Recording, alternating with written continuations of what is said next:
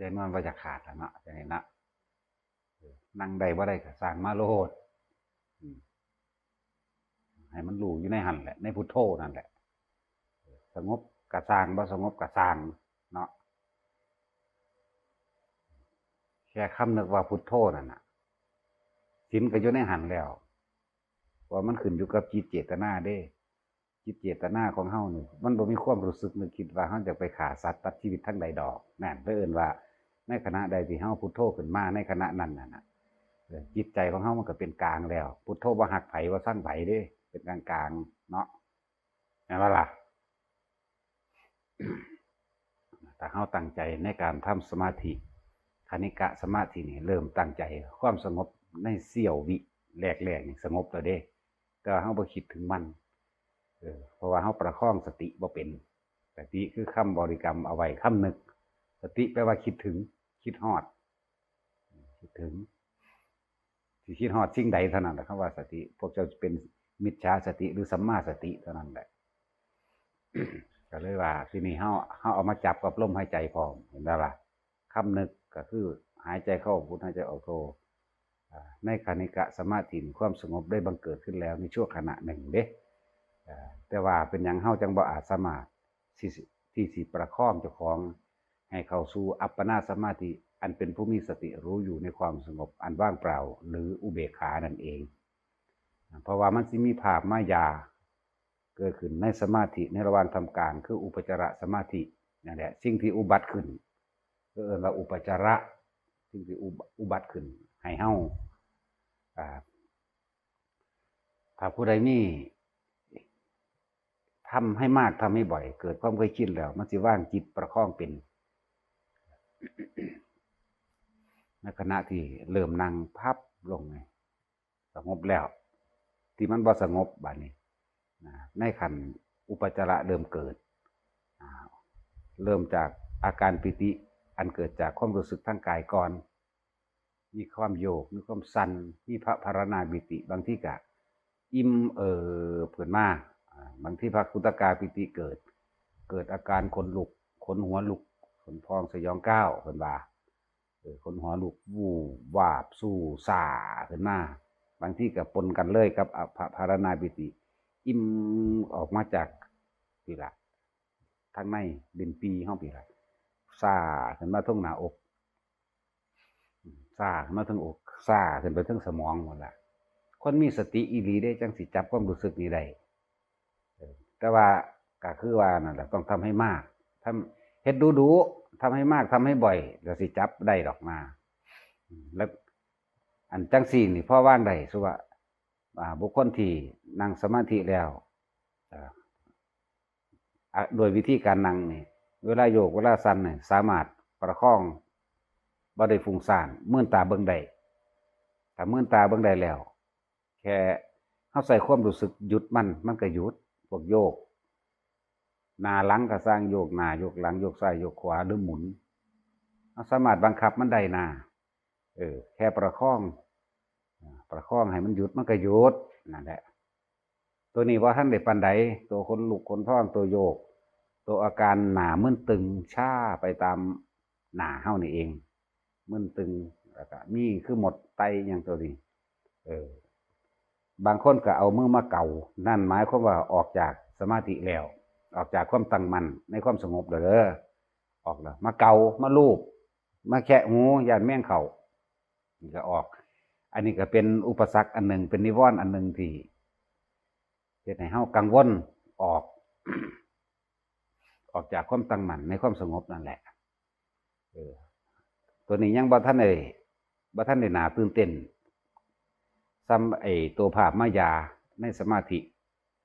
ภาพมายาต่างๆที่จิตมันสร้างขึ้นของเองล่ะสร้างขึ้นเองนั่นน่ะบางที่ก็เป็นเห็นคนย่างมา2คน3คนมั่งสารพัดแต่มันสิสร้างขึ้นนี่เอิ้นว่าให้เราพังภาพลวงตาอันเป็นภาพมายาในสมาธิที่เกิดขึ้นในระหว่างท่ามกลางที่จะถึงความสงบที่จะถึงก่อนที่จะถึงที่เฮาบ่สงบเพราะว่าเฮาว่างจิตบ่สามารถจะเป็นกลางใดเฮาส่งความคิดออกไปสงสัย สงสัยทิ้งสิเห็นนั่นเองสงสัยอันนั้นคือหยังอันนี้คือหยังนั่นเองแต่ถ้าว่างจิตเป็นกลางเป็นนะถ้าว่างจิตเป็นกลางเป็นในระหว่างแค่เห็นเนี่ยแค่เห็นข้างในสิเป็นแสงสว่างสิเป็นแสงแบบใดก็ตามสิเป็นอีหยังปรากฏขึ้นเป็นภาพม่านมายาทั้งหลายในสมาธิสติมันมีอยู่หน้าว่าแค่เห็นแค่ได้ยินเสียงแค่ได้กลิ่นนะแค่สัมผัสรู้สึกนะเนี่ยถ้าเข้าใจคำว่าแค่นี่นะแค่เห็นแต่ว่าอย่าไปปรุงยังกับมันก็แค่เห็นคำนึกนี่จำเป็นมากในการจับคำบริกรรมสัพพัญญะความรู้สึกตัวนี่ก็จำเป็นคือกันในลมในลมในลมที่มันเข้าออกนั่นแหละเอิ้นว่าสติสัพพัญญะคู่กันที่นี่ภาพมารยาหรือมายาหลอกลวงจิตอันเกิดขึ้นในสมาธิเนี่ยในขันธ์อุปจาระนี่ถ้าแม่นเฮาเห็นหยังก็สร้างเฮาบ่ส่งความคิดนี่ไปสงสัยถามหาสื่อเสียงของมันเฮาบ่อยากรู้เรื่องเล่าอย่างต่างๆมันก็สิเห็นไปของมันเรื่อยๆเด้เขาว่าเห็นนี่บ่เป็นเห็นแต่สิ่งเดียวเห็นหลายๆอย่างเดี๋ยวก็ภาพนั่นเกิดภาพนี้เกิดเรื่องเล่านั่นเกิดเรื่องเล่านี่เกิดนั่นเองพูดถึงเห็นทั้งเรื่องเล่าทั้งได้กินทั้งได้เสียงพร้อมมาละได้กลิ่นทั้งสี่กินเหม็นเฮาสิออกไปสงสัยแต่เฮาประคองสติบ่ดีแล้วเฮาสิออกไปสงสัยเหม็นหยังหอมก็หอมหยังหอมมาทั้งทิศใดทิศใต้ทิศเหนือหอมจากข้างบนข้างล่างบางที่ได้ยินเฉพาะเสียงเป็นเสียงตีข้องตีกองเป็นเสียงไล่งัวไล่ควายเป็นเสียงหลบขาศึกหลบกันบางที่เป็นเสียงหมาแลนมาคือสิเหยียบหัวเฮานี่ดิเสียงหมาแลนมาบึ้มบึ้มบึ้มมาเลยเด้เฮ็ดคือสิเหยียบหัวนี่แหละถ้าเฮาเข้าใจคำว่ามันเป็นแค่เพียงภาพมายาอันเกิดจากสมาธิเนาะเฮาสิบ่สงสัยอีหยังกับมันเฮาสิเข้าใจคำว่าแค่รู้แค่เห็นแค่ได้ยินแค่ได้กลิ่นถ้าคิดออกไปว่าเสียงมานั่นสิแลนเหยียบหัวปุ๊บมันจะลุกเลยคำว่าคิดออกนี่มันก็ออกจากสมาธิแล้วออกจากความตั้งมั่นแล้วอันนี้เน้นผู้เพิ่นนั่งเอาจริงๆจังๆนะสมาธิอันเกิดจากท่านั่งอันนี้ก็เรียกว่าเน้นแน่เพราะว่าสิ่งเหล่านี้ภาพมายาในสมาธิสิเกิดขึ้นเยอะแยะมากมายเห็นให้เราเห็นสว่างดุจดังดวงอาทิตย์จ้ามาสว่างดุจดังดวงจันทร์มานี่เป็นตัวอย่างหนึ่งหรือว่าบัดนี้เห็นผีคือเปรตต่างๆนานาสารพัดมันสิมาโดยเสียงซะก่อนควักคึบมาหรอกไก่เข้าถ้าเฮานิ่งพ่อนะเฮาบ่คิดออกนะมันสิบ่มีอีหยังเกิดขึ้นได้เลยจึงบอกว่าแค่ได้ยินแค่ได้กลิ่นแค่เห็นก็ได้เฮาบ่ต้องไปคิดสงสัยอีหยังกับมันก็บ่มีหยังเกิดขึ้นได้เฮาสิประคองได้ว่าคำบริกรรมก็อยู่ในหายใจเข้าพุทหายใจออกโทไปเรื่อยถ้าเฮาบ่สนใจจริงๆแล้วบัดคำบริกรรมสิหายเด้ภาพมื้อนั้นต่างๆนานาก็หายคำบริกรรมก็หายบัดนี้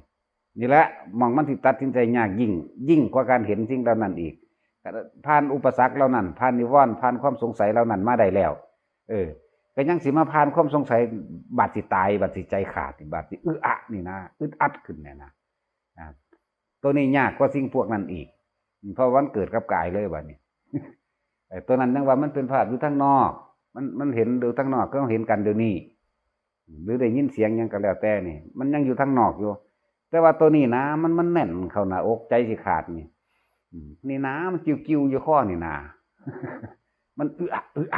อยู่นี่นะตัวนี้บาดนี้บางที่ก็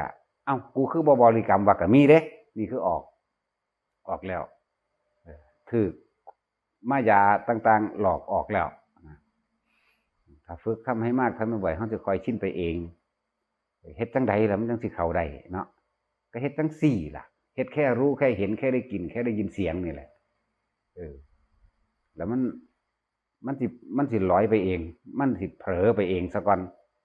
ในความที่มันเผลอไปเองเฮาก็ยังสงสัยอีกว่ากูบ่ได้หลับนะแต่ว่าคือสว่างแท้คือแจ้งแท้คือมันสิบอกความรู้สึกในความว่างตัวนั้นบ่ได้เลยแต่ว่าดูเขาพุ่นล่ะหมายถึงเข้าสู่อัปปนาสมาธิดูเขาจังสิจับทางได้จังสิบรรยายได้นะเริ่มเข้าใจนะเข้าใจ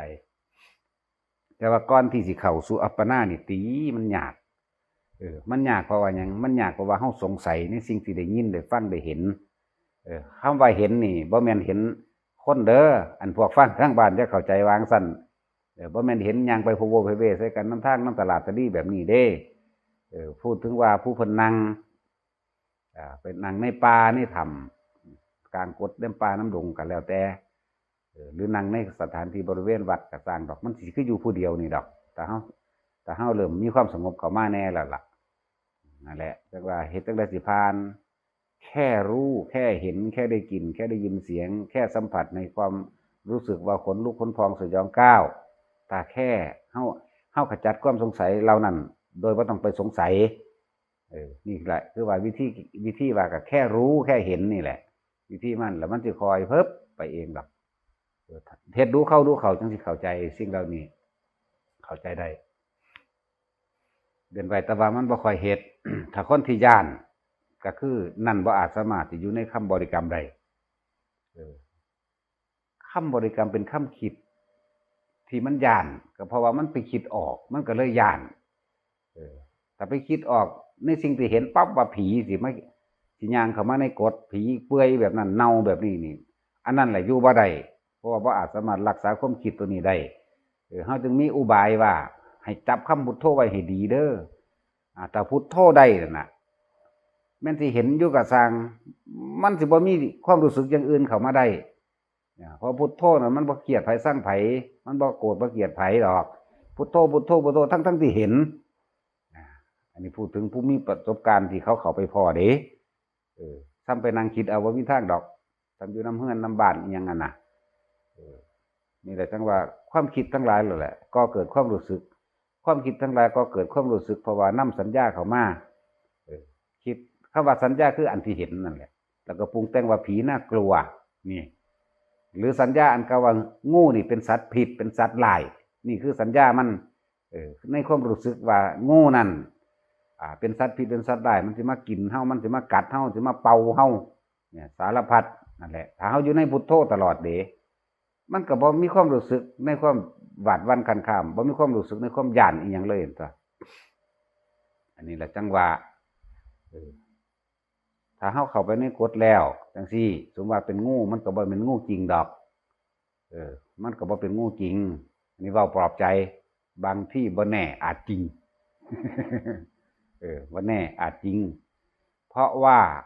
บ่แม่นว่ามันสิเป็นแค่ภาพมารยาหลอกลวงในสมาธิอย่างเดียวสำหรับบุคคลผู้ทรงฌานเด้บัดมันเกิดขึ้นจริงเด้อันจังซี่บุคคลที่ทรงฌานอยู่แล้วจังว่าให้เฮาจับจุดอุณาโลมนั่นแหละนั่นแหละเอาสติเอาความรู้สึกสัมปชัญญะยังอยู่ในจุดอุณาโลมนั่นแหละความรู้สึกตัวให้มันผู้ยุ่งหัวก็ยุ่งหัวไปคนเรียกว่าเป็นเย็นๆนิ่มๆอยู่ระหว่างเบิดหนังหัวนั่นแหละคุมหัวอยู่นั่นผู้ลงสมองแล้วก็ให้มันแช่อยู่ในสมองนั่นแหละผู้อยู่กลางอกก็ให้มันอยู่แค่กลางอกนั่นแหละนั่นแหละมันเปรียบเสมือนดุจดังโล่ป้องกันหยังป้องกันอื่นๆที่ป้องกันอารมณ์บ่ให้เกิดขึ้นได้เฮาเลยต้องจำเป็นต้องประคองไว้มันเลยบ่อยากไปสนใจคิดกับสิ่งที่เห็นบัดนี้เอาแบบมื่นตาเด้อแบบมื่นตากินข้าวกินน้ำนะหรือเดินจงกรมนะเอาแบบมื่นตานี่พูดถึงทรงเด้บัดนี้ใช่นี่พุทโธในหันอาการจะเกิดอยู่ในตัวของเจ้าของเองในจุดใดจุดหนึ่งของไผของมันเริ่มต้นแรกในการฝึกเฮาเอาไว้ที่จุดอุณาโลมระหว่างกลางคิ้วหน้าผากของเฮาเองนี่คือจุดเริ่มต้นที่เฮาพาฝึกคือเพิ่นเว้า สนทนากันอาการโดยอาการของเพิ่นว่าเพิ่นบ่ได้เกิดขึ้นอยู่ระหว่างกลางคิ้วแต่ว่าเพิ่นเกิดขึ้นอยู่ระหว่างกลางนี้เพิ่นว่าก็เอาไว้หั่นแหละสิไปเว้าเอาทั้งเบิดมันก็บรรยายบ่ไหวบ่บาดล่ะมันหลายอย่าง มันหลายโพดก็เลยว่าเริ่มต้นในการที่ปฏิบัติเอาจุดอุณาโลมเป็นตัวเริ่มต้นที่นี่มันสิไปแช่อยู่ไสอาการนิ่มๆนุ่งๆนั่นแหละมันสิไปแช่อยู่กลางสมองกับมันแช่อยู่หั่นกลางเบิดหัวกับมันเบิดหัวอยู่หั่นในอกกับอกอยู่หั่นในท้องกับท้องในหั่น คือว่าให้ทุกคนประคองแค่จุดนี้ประคองจุดนี้นี่เอิ้นว่าทรงชานทั้งที่ย่างไปธรรมดานี่หรือผู้เดินจงกรมก็ตามคำว่าเดินจงกรมบ่แม่นว่าเฮาสิเดินเฉพาะทางที่เฮากำหนดไว้ดอกเดินไปตามถนนหนทางถ้าผู้พระผู้เพิ่นออกป่าจังซี่เพิ่นก็สิลอดงาไม้งาไหลปีนเขามั่งโดดข้ามนั่นนี่มั่งแต่ว่าเพิ่นสิมีคำบริกรรมกำกับของเพิ่นไว้พุทโธพุทโธพุทโธเพิ่นสิประคองความรู้สึกที่นิ่มๆนวลๆอยู่ในระหว่างการคิ้วเพิ่นไว้อันนี้แหละถ้าจิตมันเป็นกุศลแล้วทรงอารมณ์เป็นกุศลแล้วนั่นแหละเอิ้นว่าบุญก็เกิดขึ้นแล้วสงบแล้วเย็นแล้วต่างๆนานาสารพัดที่สิเกิดขึ้นให้เฮาเห็นอันเป็นของทิพย์อันเป็นของที่แปลกๆบางทีเห็นคนยางออกมาจากต้นไม้จังซี่มาถามความนั้นความนี้หรือ4ทางบอกหลายๆอย่างที่เฮาสิเห็นบางทีก็เป็นคล้ายๆกับพญานาคใหญ่กำลังสิย่างไปหยุดตึกขึ้นมาเลยเพราะว่ามันใหญ่เกินเป็นงูธรรมดานั่นแหละแต่ว่ามันใหญ่ถ้าซ้ำทั้งสีนั่นแหละสีที่OAถังใหญ่ๆนั่นน่ะมันสิเกี่ยวกันขึ้นกองบักใหญ่โจโกอยู่ก็คืองูธรรมดาแหละมันหังใหญ่มันก็สิเป็นมันสิมีแนวแปลกๆอยู่อย่างหนึ่งคือดอกพวกงอนมันก็มีงอนมันบ่เป็นขึ้นในหน้าโบสถ์ดอกงอนเป็นคืองอนไก่นี่ดอก งอนไก่กอดๆนะบ่แม่นงอนไก่แก่สิเป็นแผงเด้บ่เป็นแผงแบบนั้นก็เป็นงอนธรรมดาขึ้นมานะบ่ได้เป็นสักแงกขึ้นไปคือในเขาเจ้าเฮ็ดเด้อันนี้พูดถึงว่าเด้อพูดถึงว่าเฮาเว้าประสบการณ์ให้เห็นให้ฟังซื่อๆผู้ใดสิเห็นอีกแบบนึงก็แล้วแต่อันนั้นส่วนมากก็ว่าบ่มันบ่เป็นงอนแบบนั้นมันบ่เป็นงอนคือเขาเจ้าวาดมานะมันเป็นคืองอนไก่คักๆนั่นแหละงอนไก่กอดๆมาจังซี่ เป็นลักษณะนั้นใหญ่บัดนี้เฮาเฮ็ดจังไดโดยธรรมชาติแล้วถ้าเฮาคิดพ่อเนาะคิดได้โดยการเปรียบเทียบโดยธรรมชาติแล้วงูมันบ่ใหญ่ปานนี้นะมันกกข้าวพุ่นเด้มันรุ่นกกข้าวพุ่นเด้แต่เฮาเฮ็ดจังไดเป็นธรรมดาที่มาเห็นเริ่ม1เริ่ม2เริ่ม3ก็ย้านอยู่ดีตอนแรกมันบ่ย้านดอกตอนแรกพอจะเห็นปุ๊บพอจะซึ้งปั๊บหมายถึงว่าเฮาคิดออกนั่นเห็นว่าสัญญามันตีขึ้นมาได้บัดนี้แล้วเกิดเวทนาใดคือความรู้สึกกลัวนั่นเองกลัวถึงเฮาก็บ่เข้าใจว่ามันเป็นของจริงหรือของปลอมกันแน่มันพอใหม่เนาะได้เกิดว่างูนี่กินคนก็ได้กูยังน้อยกว่ามันอีกนี่เรียกว่าสัญญาเห็นบ่นี่เรียกว่าปรุงแต่งถ้าเฮาบ่อยากมีความย้านเนาะก็เห็นมันอยู่ข้างหน้าแต่มันมาอยู่บ่ไกลเด้วางหาว่านี่แหละ บักไงเพิ่งเบิ่งอยู่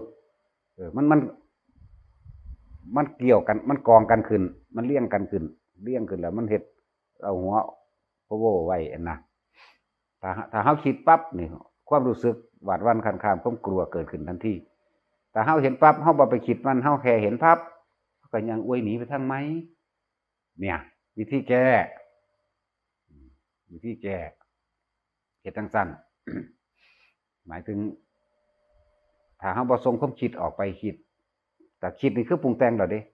ปรุงแต่งกับปรุงแต่งในความรู้สึกที่ว่างูนี่กินได้กินคนได้นั่นอันนี้โอ้เป็นตาย้านขนลุกบูบวาบขึ้นมีหลายอย่างแต่เฮาบ่คิดอย่างอื่นสิเขาบ่ได้เลยคือตัวเฮามันมีอยู่อาการปิติที่เกิดในระหว่างการคิวเฮาอยู่แล้วนี่กับคำบริกรรมพุทโธพุทโธพุทโธแต่เฮาไปเห็นปั๊บนี่แต่เฮาบ่นำความคิดออกไปความรู้สึกที่ย้านนี่บ่มีตอนแรกเป็นหมายถึงว่าเป็นญาติ เห็นเพิ่บปู้ใหญ่คักปานนี่เนาะใหญ่โจโก้อยู่เว้ย เออแต่ว่ามันคือปูนปั่นพุ่นล่ะมันใหญ่หลายมันเคยเห็นหม่ำเลยแหล้วเนาะแล่นแล้ว แล่นไปไกลเติบทั้งแล่นทั้งหันหลังเด้ว่าธรรมดาเด้ทั้งแล่นทั้งอวยเบิ่งอ่ะนะก็บ่มีเด้อล่ะนะนี่แหละจังว่าทุกอย่างเฮาก็ต้องอาศัยประสบการณ์จริงที่พบเจอจริงๆเด้มันจังสิผ่านได้แค่จินตนาการยังผ่านบ่ทันได้ดอกจินตนาการทั้งหลายว่าถ้ากูเห็นแล้วกูสิเฮ็ดจังซั่นกูสิเฮ็ดจังซี่บ่มีทางเข้าไปด้วยเหตุการณ์ของจริงแล้วมันชุลมุนจักสิเอาตัวรอดแนวใดหรือว่าทำให้มากทำบ่อยฝึกเถอะในการทรงฌานฝึกไว้เถอะเฮาบ่ทันได้รู้ตะกี้ ตอนนี้เฮาทรงฌานตัวนี้ทรงอารมณ์เป็นกุศลตัวนี้ไว้เรื่อยแม้นถึงขั้นมันกล้ามันก็กล้าเข้าไปได้แต่ว่าไปถึงแล้วบ่มีเว้ยบ่มีเด้อันนี้บ่แม่นว่าในมือเดียวเด้โดนๆถึงเป็นโดนๆถึงเป็นดอกในจังซี่บ่แม่นว่าเป็นในมือเดียวข้ามไปเดือนนึงเป็นเทื่อนึงเดือนหน้าจะไปเห็นอีกเทื่อนึงจังซี่นะคือฝึกหัดดัดตนมาเรื่อยไปลองเบิ่งแบบว่าคือมันโสตายพอแห้งแล้วนี่นะนี่จังว่าเพิ่นต้องให้เอาตายเข้าแลกนำตายก็ตายว่ากินก็กินว่านี่นะย่างเข้าไปใกล้ๆสิเอามือลูบนึงว้าวบัดนึงบ่มีศัพท์ในขณะที่ย่างเข้าไปใกล้ๆนั่นน่ะมันก็รู้สึกตัวแต่ว่าเฮาย่างเฮาบ่คิดหยังแต่ว่าย่างเข้าไปโดยพุทโธกับอาการปิติบึบขึ้นใกล้เข้าขนก็ลุกแห้งขึ้นแต่ว่าเฮาบ่คิดออกบ่พยายามคิดออกทั่วโตเลยล่ะมึนซ่าทั่วโตเลยล่ะแล้วก็เอามือไปบายจังซี่ว้าวบัดนึงคือบ่มีแล้วว้าวนั่น เอามือไปบายนี่ว้าวโลดบ่มีเลยนี่แหละจังว่าเฮ็ดไปเถอะผู้ใดทรงฌานไปเรื่อยๆเฮ็ดไปได้เรื่อยๆนั่นน่ะก็สิมีหลายๆอย่างที่แปลกประหลาดให้เฮาเห็นคือเห็นดูแล้วล่ะเฮาจังมาประมวลลงแล้วก็เอามาเว้าเป็นเรื่องเล่าให้ฟังซื่อๆเด้มันก็เข้าใจว่าจริงล่ะอันนั้นก็เลยตะกี้เดี๋ยวนี้บ่จริงแมงจักอย่างล่ะ ก็เลยว่าสิ่งที่เฮานั่นเห็นจริงแต่ว่ามันบ่เป็นความจริงนะบ่เป็นเรื่องจริงเห็นจริงแต่ว่าบ่จริง เนี่ยพูดถึงเห็นงูพวกนี้งูใหญ่ก็ซ้ำกกข้าวอีหลีนี่แหล้วเขาว่าใหญ่กว่าซ้ำมันย่านมันเลยใหญ่กว่า แล้วแต่สิพ่อดอกก็ว่าสีนั่นสีนี่ก็ดีมันหลายสีอยู่ดอกบางทีก็เป็นสีเทาเด้สีเทางอนแดงครึ่งๆเลยล่ะงอนคืองอนไก่กอดๆดอกงอนไก่กอดๆบ่แม่นงอนซี่ขึ้นจังซี่ดอกจากแล้วผู้อื่นเพิ่นอาจสิเห็นงอนซี่ก็ได้แต่เฮาเป็นคือว่าคืองอนไก่กอดๆนะงอนขึ้นนอกงัวนี่นะโทโมเข้ามาน่ะนะได้เห็นหลายเตือก็เป็นแบบนั้นตอนนั้นไปใส่บะตอนไปเข้าถ้ำบ่ใหญ่อันนี้ซ้ำขาเป็นงูสีเทาอันนึงมันสิมีอ่างน้ำอยู่ในระหว่างกลางบ่เลิกทำบ่เลิกดอกบางหา6 เม็ดนี่ดอกหังมีอ่างน้ำตอนยางนั่งเศร้าห่มอยู่นั่นมันสิเสียงตีน้ำแป๊มแป๊มแป๊มอยู่ก็เลยสงสัยเอามันแม่นหยังมันมีน้ำบ่อยู่ในนี่นะนี่เห็นบ่ทรงจิตออกนอกหมายถึงว่าคิดแล้วคิดหาเหตุผลมันแล้วสงสัยแล้วว่ามันแม่นหยังมันเป็นเสียงหยังแล้วเด้นี่นั่นแหละคือเฮาถูกหลอกออกสมาธิออกจากความตั้งมั่นของเฮาในขณะนั้นแล้วออกยิงล่ะว่าออกจนย่างไปเบิ่งพุ่นล่ะย่างไปเบิ่งก็งูอีหลีเว้ย ย่างไปเบิ่งก็เป็นงูอีหลีบาดเฮาเข้าไปเห็นแล้วคันบ่ตีน้ำคันนอนกอดนอนโคตรว่าง่ายๆนอนโคตรเฮ็ดโพโวอยู่คือกันอันนี้งอนบ่ใหญ่อันนี้งอนแดงคือกันแต่ว่าแปลกแต่ว่ามันคือมันเห็นชัดเห็นคือจังมันมีแสงในตัวเองนะลักษณะนี้นี่ทั้งเบิดทั้งมวลนี่คือเฮาถูกหลอกจังว่า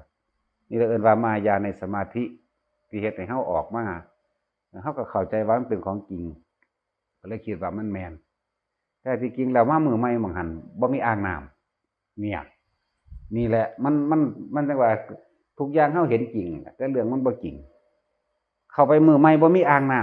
ำ อ่างน้ำต้องหลองดอกบ่แม่นอ่างใหญ่ดอกคำว่าอ่างบ่แม่นบักใหญ่เบิ่มเริ่มเทิมเด้เพราะแต่ว่าเป็นต้องหลองน้ำนี่นะ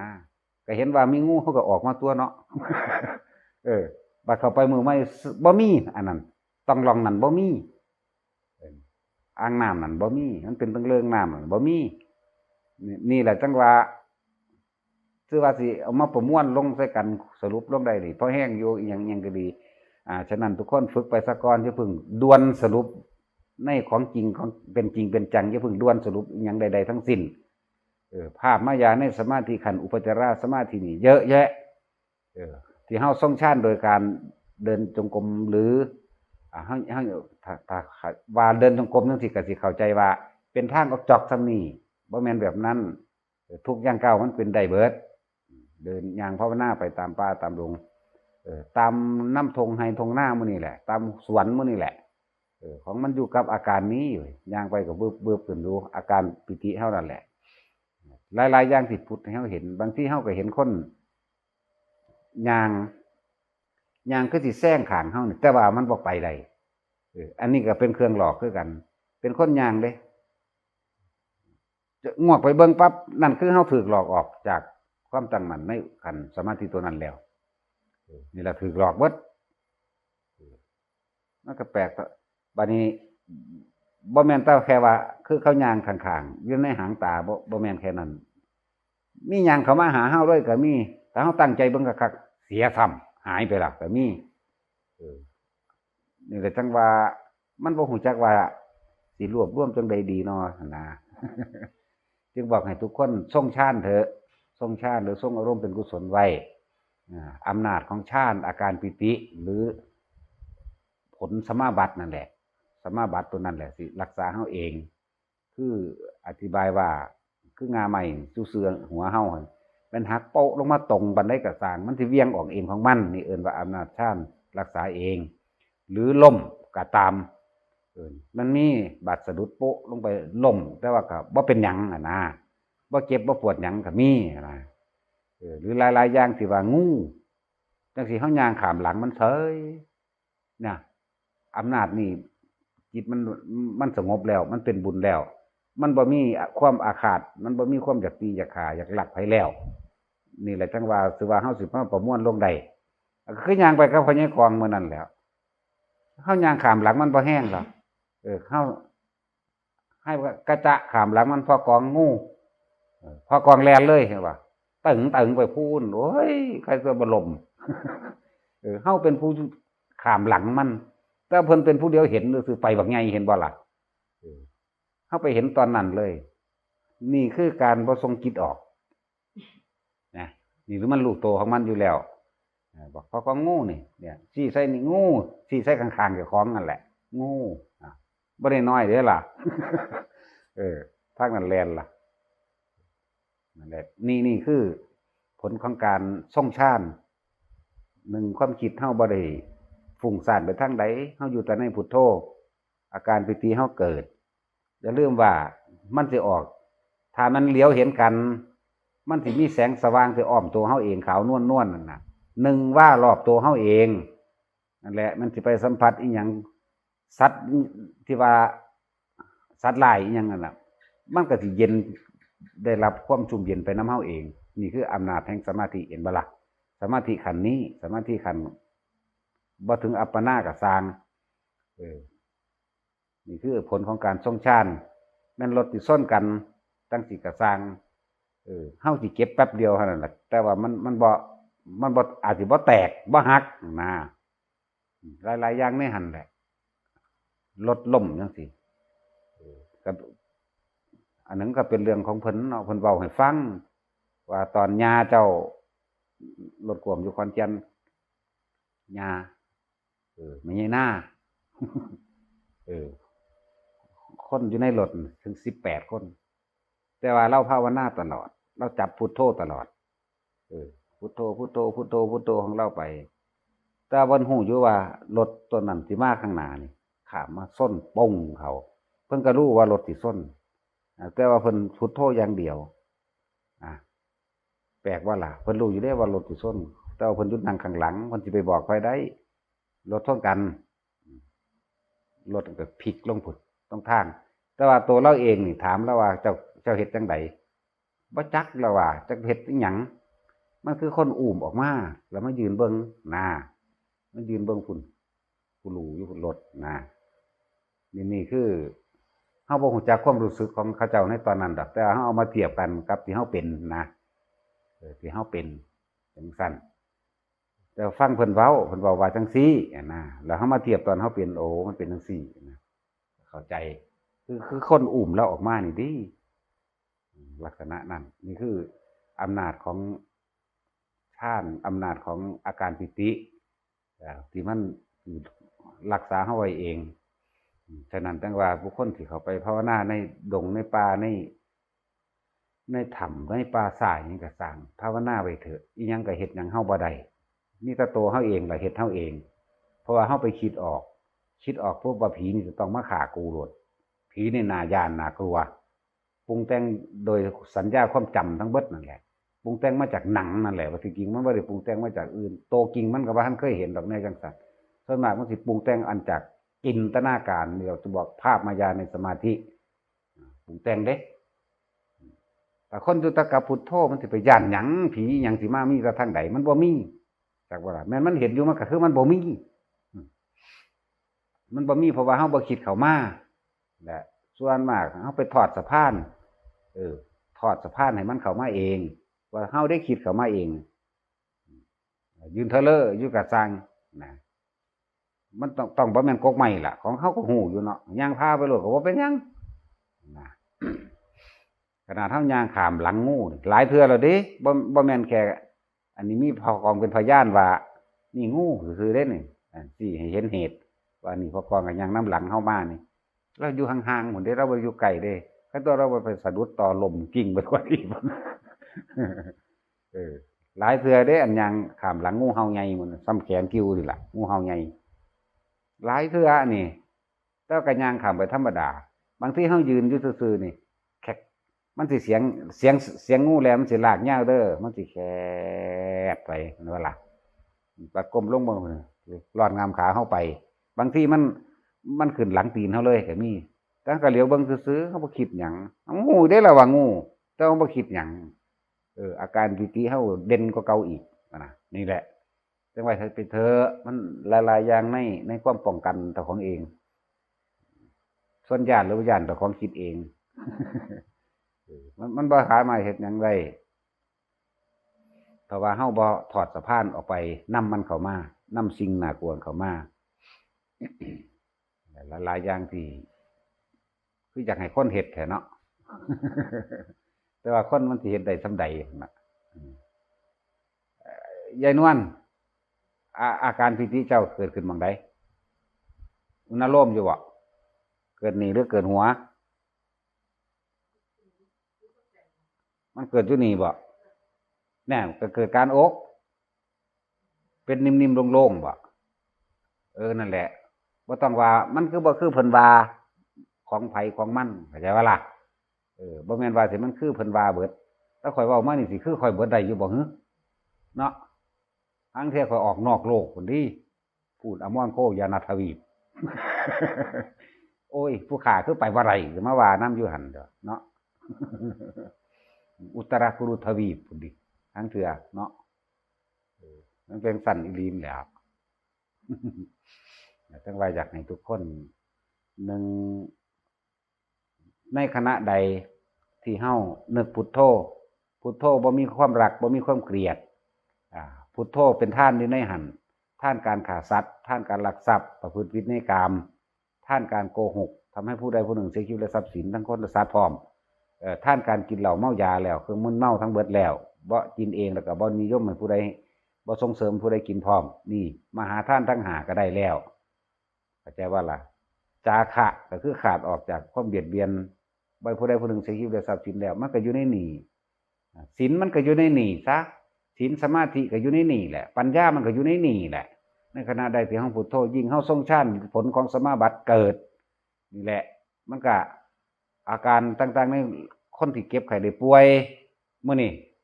เป็นหนักมันก็คลายลงมาเรื่อยๆเป็นระหว่างกลางมันหอดหายพุ่นบ่ทันเป็นก็บ่เป็นเลยอย่าลืมเด้อ บุญกับบาปเบียดดุดสามังว่าหมาไล่เนื้อเนี่ยบุญกับบาปเบียดดุดดังหมาไล่เนื้ออันใดท่านก่อนก็ให้ผลกับอันนั้นแล้วเฮาเป็นหยังคือบ่เฮ็ดบุญไว้โลดเป็นสะพานรองรับในสิ่งที่ดีอันบ่ล่ะเฮ็ดบุญไว้บุญนี่บ่แม่นว่าแต่สิมาทานเด้บ่แม่นว่าสิมาใส่บาตรอย่างเดียวบ่แม่นว่าสิถวายผ้าบ่แม่นว่าสิมาแต่เฉพาะสวดมนต์หรือนั่งสมาธิคือการทรงฌานนั่นแหละง่ายๆบุญอันเกิดจากการทำสมาธิคือทรงฌานเราง่ายๆว่าทรงฌานซะบุญอันเกิดจากการทรงฌานแล้วมันก็เป็นของมันแล้วแต่ว่ามันสิทรงแท้บ่นี่นะเฮาบ่ได้ทรงเพื่อสิแลกของหรือว่าเพื่อสิได้สิ่งใดสิ่งหนึ่งเด้เฮาทำความสงบในใจของเฮาเองและเอิ้นว่าบุญคือความสงบเย็นแล้วนั่นแหละเรียกว่าบุญทั้งที่ทำงานบุญบ่แม่นไปเฮ็ดกฐินผ้าป่าจ้างหมอลำมาฆ่ากันเด้บ่แม่นไปจ้างหมอลำจ้างเครื่องแห่เครื่องนั่นอันนี้มาตีกันฆ่ากันยิงกันอยู่เพราะสำนั้นอันนั้นบ่แม่นบุญเด้อันนั้นบาปอันพวกนั้นบาปเรียกว่าลงทุนซื้อนรกเบิดพวกที่มีความยินดีนํกันนั่นแหละเรียกว่าบาปพวกนั้นแต่ว่าอ้างหน้าเอาคำว่าบุญมาแลกเอาเป็นจังซั่นบุญจริงๆคือความสงบเย็นในใจเฮานี่เองจะบอกว่าทุกคนเฮ็ดเถอะนะมันก็ได้ดีแก่ตนนั่นแหละโรคภัยไข้เจ็บหลายๆอย่างก็เป็นอันว่าหายแล้วก็เชื้อโรคในกายของเฮาเองที่มันมีของโดยแรงใดเสมอโดยแรงกรรมบ่มีนั่นน่ะถ้ามันเป็นบุญของมันแล้วมันสิค่อยๆคลายออกเองดอกหน้าหลายๆอย่างในหั่นเจ้าคำว่าเจ้ากรรมนายเวรมันบ่นั่งเฝ้ากันดอกแต่ว่าโดยอำนาจบุญของเฮามันทับถมความคิดอันเป็นบาปความคิดเป็นอกุศลมันคอยคลายหายไปมันนั่งสละมันนั่งหลุดกันไปเองดอกหน้าเอาสมาทาน